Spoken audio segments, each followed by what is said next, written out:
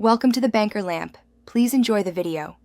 You start by cutting power to prevent shorts. Immediately turn the device off and remove any case or external battery pack. Next, gently tilt the device so gravity helps remove liquid and blot the port area with a lint-free cloth. Do not insert probes. Once done, use canned compressed air in short bursts from about 15 cm to push out moisture. Avoid continuous blasting. These steps remove pooled liquid and reduce corrosion risk while preparing for deeper drying methods. You continue by addressing trapped moisture and residue.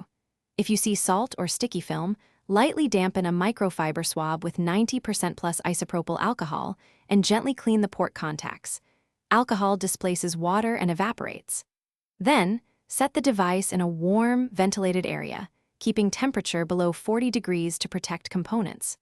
For best results, surround the device with silica gel packs for 24-48 hours. Make sure airflow is steady so trapped humidity can escape, and you finish by carefully reassembling any removed parts and testing charging with a low-current cable first, watching for heat or sparking. If charging is intermittent, make sure to repeat the drying step with fresh silica gel and avoid hairdryers or ovens that force heat. Those can warp connectors. If you still see issues, stop using the port and consult a repair technician. Continued attempts can worsen corrosion. One key tip: if the port feels loose or hot, power down and seek professional help immediately.